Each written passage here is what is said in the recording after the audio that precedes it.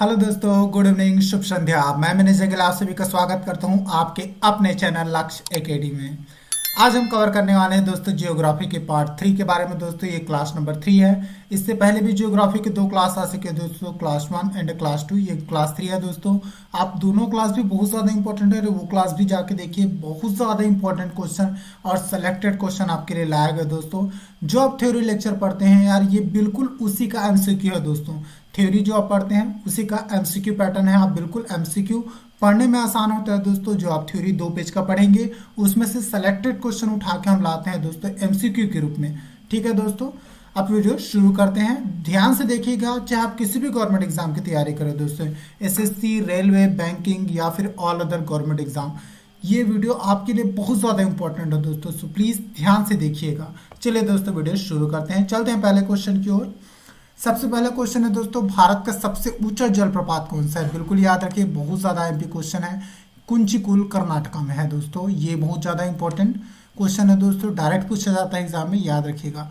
अब यार यहाँ पे कुछ लोग या फिर कुछ दोस्त ऐसे भी बोलेंगे कि सर आपने पिछले लेक्चर में बताया था सबसे ऊंचा जलप्रपात तो कौन सा है, जो गढ़सप्पा है। हाँ दोस्तों, वो भी है, याद रखिएगा। लेकिन सबसे ऊंचा जलप्रपात की बजाय तो कुंचिकुल कर्नाटक ही बोलेंगे आप। लेकिन हाँ, अगर ऑप्शन में क्या आ जाता है, जो गढ़सप्पा आ जाता है तो वो टिक कीजिए। लेकिन दोनों आ जाता है तो बिल्कुल आप इसी को टिक कीजिएगा। भारत का सबसे ऊंचा सीधा गिरने वाला जलप्रपात बोला जाए दोस्तों, तब आप बोलेंगे जो गढ़सप्पा। लेकिन भारत का सबसे ऊंचे जलप्रपात की भी बात की जाए तो आप याद रखेंगे कुंचिकल जलप्रपात कर्नाटका। ठीक है दोस्तों, आपका जो डाउट है वो क्लियर हो गया होगा। सो प्लीज ऐसे ही याद रखिएगा। भारत का सबसे ऊंचा बांध कौन सा है दोस्तों? बिल्कुल याद रखिए, टिहरी बांध उत्तराखंड, ये भारत का सबसे ऊंचा बांध है। बहुत ज्यादा एमपी क्वेश्चन है, याद रखिएगा। भारत का सबसे बड़ा बांध कौन सा है दोस्तों? याद रखिएगा, भांगड़ा नाकल बांध। और भारत का सबसे लंबा बांध कौन सा है दोस्तों? बिल्कुल याद रखिए, हीराकुंड बांध। हीराकुंड बांध किस नदी पर स्थित है दोस्तों? बिल्कुल याद रखिए, महानदी पर। ये सारे पॉइंट बिल्कुल ऐसे ही रिलेट करके याद कीजिए यार, आपको पूरा याद रहेगा, डैम श्योर। और हाँ दोस्तों, जितने भी इंपॉर्टेंट पॉइंट्स मैं बता रहा हूँ प्लीज़ कॉपी में प्रॉपर नोट डाउन कीजिए, आपको बहुत ज़्यादा बेनिफिट होगा एग्जाम टाइम पे। मरुभूमि से होकर बहने वाली सबसे लंबी नदी कौन सी है? बिल्कुल याद रखिए दोस्तों, कौन सी है? लूनी नदी। लूनी नदी कहाँ से निकलती है दोस्तों? आरावली पर्वत से निकलती है। और आरावली पर्वत श्रृंखला दोस्तों विश्व की सबसे पुरानी पर्वत श्रृंखला है, याद रखिएगा। और इसका मैक्सिमम भाग दोस्तों राजस्थान में देखने को मिलता है। प्रायद्वीपीय भारत की सबसे लंबी नदी कौन सी है दोस्तों? बिल्कुल याद रखिए, गोदावरी। या फिर दक्षिण भारत की सबसे लंबी नदी बोला जाए दोस्तों तो भी याद रखिएगा, गोदावरी। गोदावरी कहाँ से उत्पन्न होती है दोस्तों? ये महाराष्ट्र के नासिक से उत्पन्न होती है। बिल्कुल याद रखिए, बहुत ज़्यादा इंपॉर्टेंट है। अरब सागर में गिरने वाली सबसे लंबी नदी कौन सी है दोस्तों? बिल्कुल याद रखिए, नर्मदा नदी जो है दोस्तों अरब सागर में गिरने वाली सबसे लंबी नदी है। इसका उद्गम स्थल कभी कभी एग्जाम में पूछ लिया जाता है दोस्तों, बिल्कुल याद रखिए, ये अमरकंटक से निकलती है दोस्तों। और अमरकंटक कहाँ है? मध्य प्रदेश में अमरकंटक की पहाड़ियों से निकलती है। इसके साथ ही दोस्तों अमरकंटक की पहाड़ी से ताप्ती नदी भी निकलती है दोस्तों, और ये भी अरब सागर में ही गिरती है। याद रखना है दोस्तों, अरब सागर में गिरने वाली नदी बोला जाए या फिर पश्चिम की ओर बहने वाली नदियाँ बोला जाए, आप नर्मदा नदी का ही नाम लोगे दोस्तों। सबसे बड़ी है, सबसे ज़्यादा जलभार भी होता है दोस्तों पश्चिम की ओर गिरने वाली नदियों में इनका। चलिए दोस्तों चलते हैं नेक्स्ट पॉइंट की ओर। याद रखिए यार, सभी के सभी क्वेश्चन मोस्ट टाइम पे है, डायरेक्ट एग्जाम में बनते हैं। So please proper note down कीजिए और याद रखने की कोशिश कीजिए, बिल्कुल आपको याद रहेगा। जिसे मैं बता रहा हूँ बिल्कुल वैसा ही याद कीजिए। ठीक है दोस्तों, हाल ही में जो एनटीपीसी सीबीटी 2 का एग्जाम डेट आ गया दोस्तों, उसके नज़रिए से ये लेक्चर बहुत ज़्यादा एमपी है। और हाँ, फ्यूचर में छत्तीसगढ़ एसआई, ग्रुप डी, इससे रिलेटेड जो एग्जाम होने वाले हैं दोस्तों उसके लिए भी बहुत ज़्यादा एमपी है। चलिए दोस्तों चलते हैं नेक्स्ट पॉइंट की ओर। ट्रांस हिमालय से निकलने वाली प्रमुख नदियाँ, डायरेक्ट क्वेश्चन बनता है दोस्तों। सो प्लीज इस टाइप के क्वेश्चन को आप अनदेखा बिल्कुल नहीं कर सकते।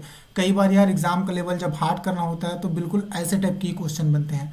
ट्रांस हिमालय से निकलने वाली प्रमुख नदियाँ बिल्कुल याद रखिए, सिंधु, सतलज और ब्रह्मपुत्र। ठीक है दोस्तों, ट्रांस हिमालय से निकलने वाली नदियाँ याद रखिएगा। एंड महान हिमालय से निकलने वाली नदियाँ, प्रमुख नदियाँ कौन कौन सी है? बिल्कुल याद रखिए, गंगा और यमुना। ये महान हिमालय से निकलती है दोस्तों। और ट्रांस हिमालय से सिंधु, सतलज, ब्रह्मपुत्र। बिल्कुल याद रखिए, बहुत ज्यादा एमपी एग्जाम में डायरेक्ट क्वेश्चन बनता है। भारत के कुल अपवाह क्षेत्र का लगभग कितने प्रतिशत जल बंगाल की खाड़ी में गिरता है दोस्तों? बिल्कुल आईएमपी क्वेश्चन है दोस्तों, याद रखिए। एग्जाम में कई बार पूछ लिया जाता है यार, जब एग्जाम का लेवल थोड़ा हार्ड करना होता है। बिल्कुल याद रखिए, बंगाल की खाड़ी में दोस्तों भारत के कुल अफवाह क्षेत्र का लगभग 77% हिस्सा जल गिरता है दोस्तों यहाँ पे। और 23% कहाँ पे गिरता है? अरब सागर में। बिल्कुल याद रखिए, बहुत ज़्यादा एमपी है। किस नदी को बंगाल के शोक के नाम से जाना जाता है? बिल्कुल याद रखिए दोस्तों, दामोदर नदी को बंगाल के शोक के नाम से जाना जाता है।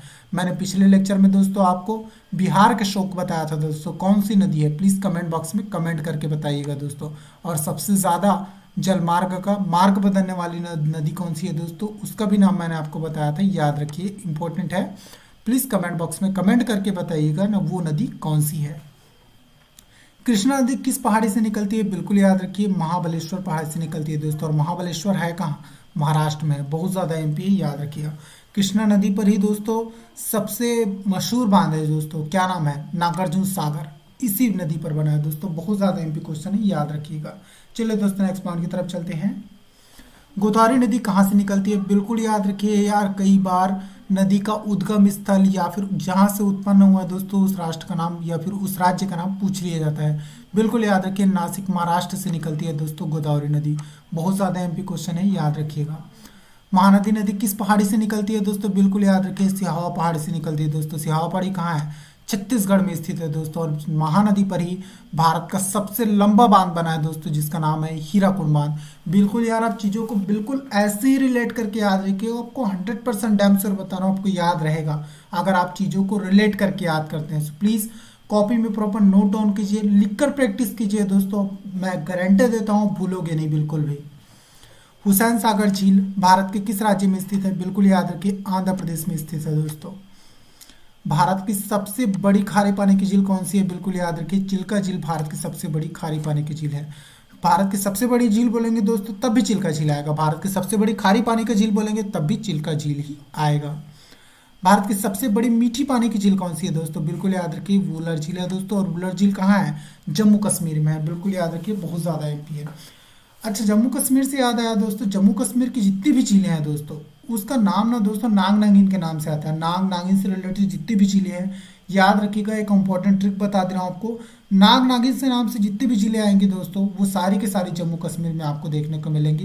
किसी दिन में अगर मैं आपके लिए स्पेशल लेक्चर बना के ला पाया दोस्तों पर्टिकुलर झील के ऊपर, तो बिल्कुल मैं ये कवर करूंगा दोस्तों और आपको ट्रिक भी बताऊंगा कि कैसे याद करना है। चलिए दोस्तों नेक्स्ट पॉइंट की तरफ चलते हैं। भारत की लैगून झीलें, बिल्कुल याद रखिए दोस्तों, पुलिकट, चिल्का और पेरियार, ये सारी की सारी झीलें दोस्तों भारत की लैगून झीलें हैं। बहुत ज़्यादा एमपी है, याद रखिए, एग्जाम में डायरेक्ट क्वेश्चन बनता है दोस्तों। 4 ऑप्शन दे दिया जाता है और पूछ लिया जाता है दोस्तों इनमें से कौन सी लैगून झील नहीं है। बिल्कुल आपको तीनों लैगून झील का नाम याद रखना है दोस्तों। पुलिकट झील कहाँ है दोस्तों? आपको कहाँ देखने को मिलेगा? उड़ीसा में। चिल्का उड़ीसा में दोस्तों। और पेरियार झील कहाँ मिलेगा? केरला में। सॉरी यार, पुलिकट झील आपको आंध्र प्रदेश में देखने को मिलेगा। भारत की सबसे ऊंची हिमालय निर्मित झील कौन सी है दोस्तों? बिल्कुल याद रखिए, देवताल झील जो है दोस्तों ये भारत की सबसे ऊंची हिमालय निर्मित झील है दोस्तों। बिल्कुल याद रखिए, हिमानी मतलब हिम से बनती है दोस्तों ये झील। याद रखिए, ताल से कुछ मैं आपको ट्रिक बता देता हूँ दोस्तों। ताल से रिलेटेड जितनी भी झीलें आएंगी दोस्तों सारी की सारी आपको उत्तराखंड में देखने को मिलेंगी दोस्तों। जैसे कि कुर्ची ताल है, नाव ताल है, गुजिया ताल, बहुत सारी ऐसे टाइप की झीलें हैं दोस्तों जो उत्तराखंड में देखने को ही मिलेंगी। हाँ, कुछ अपवाद भी है दोस्तों, जैसे कि सूर्य ताल और चंद्र ताल, ये आपको उत्तराखंड में नहीं मिलेंगी। ये दोनों के दोनों झीलें दोस्तों हिमाचल प्रदेश में मिलेंगी। सो प्लीज़ बाकी जो ताल से रिलेटेड झीलें हैं वो सारी झीलें आपको उत्तराखंड में मिलेंगी। ये याद रखने की एक इंपॉर्टेंट ट्रिक है। अगर मैं किसी दिन आपके लिए झील से रिलेटेड वीडियो लेक्चर बना के लाता हूँ दोस्तों तो बिल्कुल मैं ये सब चीज़ें कवर आपके लिए करूँगा। भारत ही नहीं दोस्तों अपितु विश्व की सबसे बड़ी महानर्मद झील कौन सी है? बिल्कुल याद रखिए दोस्तों, नागार्जुन सागर बांध। ये भारत ही नहीं दोस्तों विश्व की सबसे बड़ी महानर्मद झील है। मोस्ट आईएमपी क्वेश्चन में से एक है, so please proper note down कीजिए और याद रखने की कोशिश कीजिए। भारत के एकमात्र ज्वालामुखी से निर्मित झील कौन सी है दोस्तों? बिल्कुल याद रखिए दोस्तों, लोनार झील है। लोनार झील दोस्तों अभी ही चर्चे में आया था। लोनार झील महाराष्ट्र में है दोस्तों। इसका पानी का जो रंग है दोस्तों ये गुलाबी हो गया था, इसलिए चर्च में आया था। बिल्कुल इंपॉर्टेंट है, याद रखिएगा। भारत का अधिकांश वर्षा किस मानसून के कारण होती है दोस्तों? याद रखिए, भारत में जो अधिकांश वर्षा है दोस्तों दक्षिण पश्चिम मानसून से ही होती है दोस्तों। और मानसून भारत में केरला से प्रवेश करता है दोस्तों। मोस्ट आईएमपी क्वेश्चन है, याद रखिए, कई बार एग्जाम में पूछा गया है यार और बच्चे अक्सर इसमें कंफ्यूज हो जाते हैं। हर एक क्वेश्चन इंपॉर्टेंट है दोस्तों, पर्टिकुलर सेलेक्टेड क्वेश्चन है यार, कोई भी क्वेश्चन फालतू नहीं है। बिल्कुल मैंने सेलेक्ट करके लाया दोस्तों, आपके लिए चुनिंदा क्वेश्चन लाया है। चलिए दोस्तों चलते हैं नेक्स्ट पॉइंट की ओर। एलनिनो एलनिनो एक जटिल मौसम तंत्र है दोस्तों, जिसका शाब्दिक अर्थ क्या होता है, बिल्कुल याद रखिए दोस्तों, ईसा मसीह होता है दोस्तों, यीशु मसीह होता है एलनिनो का शाब्दिक अर्थ। ये क्या है दोस्तों, एक मौसम तंत्र है, जिस टाइप का हम लोग बोलते हैं दक्षिण पश्चिम मानसून बन रहा है, ये दुनियादारी, ऐसे टाइप का जो मौसम बनते हैं दोस्तों, उसी को बोलते हैं। उनमें से एक है एलनिनो। एलनिनो का शाब्दिक अर्थ होता है यीशु मसीह। एग्जाम में पूछा गया क्वेश्चन है यार, इसलिए मैंने इस क्वेश्चन को लिया है। सो प्लीज किसी भी क्वेश्चन को अनदेखा मत कीजिए, हर एक क्वेश्चन बहुत ज़्यादा इंपॉर्टेंट है, आपको याद रखना ही है। केरल में दक्षिण पश्चिम मानसून का आगमन कब होता है दोस्तों, जून के प्रथम सप्ताह तक। बिल्कुल यार, ये भी बहुत ज़्यादा एमपी है, एग्जाम में कई बार पूछा गया है, बच्चे कंफ्यूज हो जाते हैं यार, पता नहीं होता है कि कब हुआ है। जून का प्रथम सप्ताह, द्वितीय सप्ताह, तृतीय सप्ताह, चतुर्थ सप्ताह, ऐसा टाइप के क्वेश्चन आते हैं, बच्चे पूरे सडन कंफ्यूज हो जाते हैं, उनको समझ ही नहीं आता यार टिक कौन सा करना है। और क्या करते हैं बच्चे, ऐसे ही क्वेश्चन स्किप कर जाते हैं कि यार इतना इजी क्वेश्चन तो एग्जाम में नहीं पूछेगा। अरे बिल्कुल पूछा जाता है यार, यही क्वेश्चन आता है और आप एग्जाम में छोड़ के आते हो ऐसे क्वेश्चन। सो प्लीज़ किसी भी क्वेश्चन को अनदेखा मत कीजिए, हर एक क्वेश्चन के ऊपर मेहनत कीजिए, प्रॉपर लिखिए, याद करने की कोशिश कीजिए, बिल्कुल आपको याद रहेगा अगर आप वीडियो लेक्चर देखिए। एक बार नहीं समझ में नहीं आता है, 2 बार देखिए, 3 बार देखिए, यार आप, मैं गारंटी देता हूँ यार आपको पूरा क्वेश्चन याद हो जाएगा। और दोस्तों आप ध्यान से पढ़िए, जितने भी वीडियो लेक्चर बता रहा हूँ सिर्फ आप इतना कर लीजिए, एक भी क्वेश्चन एनटीपीसी एग्जाम से बाहर नहीं जाएगा दोस्तों, ना ही सीजीएसआई से, ना ग्रुप डी से। भारत का सर्वाधिक वर्षा वाला स्थान कौन सा है, बिल्कुल याद रखिए दोस्तों, मासिराम चेरापूंजी, ये आपको मेघालय में देखने को मिल जाएगा दोस्तों। दक्षिण भारत का सर्वाधिक गर्म महीना कौन सा होता है दोस्तों, बिल्कुल याद रखिए दोस्तों, कौन सा है, अप्रैल है।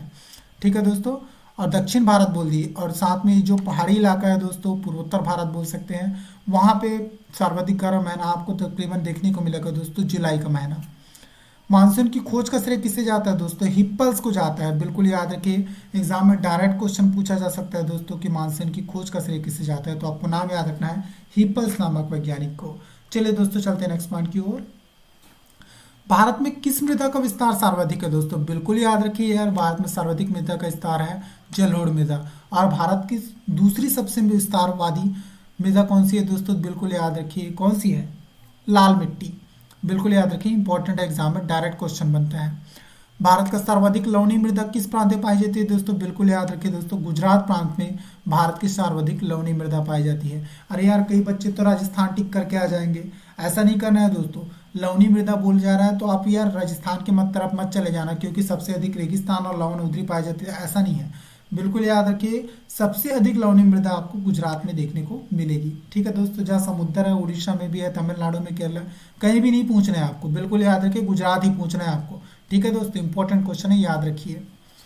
मैग्रो वनस्पतियों के लिए कौन सी मृदा उपयुक्त होती है, बिल्कुल याद रखिए दोस्तों, दलदली मृदा जो है दोस्तों, ये मैग्रो वनस्पति के लिए बहुत ज़्यादा उपयुक्त होती है। और दलदली मृदा, मैग्रो वनस्पति आपको सर्वाधिक देखने को मिलेगा दोस्तों सुंदरवन के डेल्टाओं में, बिल्कुल इंपॉर्टेंट है यार, याद रखिए। मैंने दोस्तों नेशनल पार्क से रिलेटेड जो 3 लेक्चर बनाया दोस्तों, पर्टिकुलर नेशनल पार्क का पार्ट 1, पार्ट 2, पार्ट 3, बिल्कुल जाके देखिए यार, चैनल पे विजिट किए, बहुत ज़्यादा इंपॉर्टेंट लेक्चर है दोस्तों।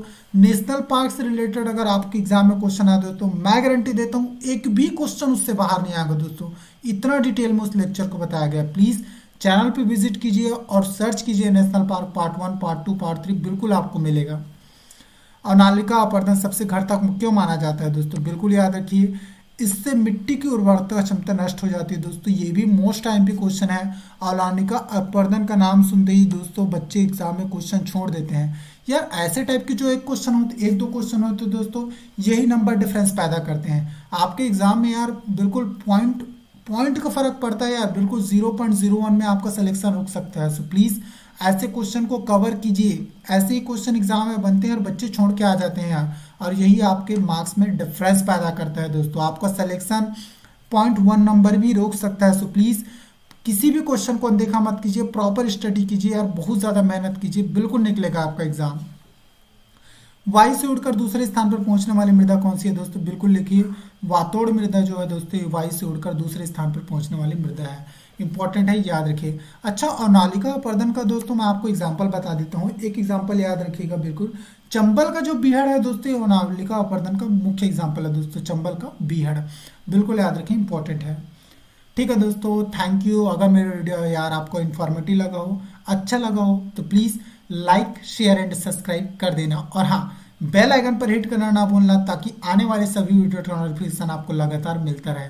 सो प्लीज़ लाइक शेयर और सब्सक्राइब नहीं भूलना है दोस्तों, अपने दोस्तों में भी शेयर कर देना है ताकि यार आप तो पढ़ ही रहे हो, दूसरों को भी फायदा होना चाहिए ना जो एग्ज़ाम देने वाले हैं। ठीक है दोस्तों, थैंक यू। अगर वीडियो अच्छा लगा हो तो प्लीज़ सब्सक्राइब कर देना। मिलते हैं दोस्तों नेक्स्ट लेक्चर में ऐसे इंपॉर्टेंट एमसीक्यू के साथ। ठीक है दोस्तों, बाय बाय, थैंक यू।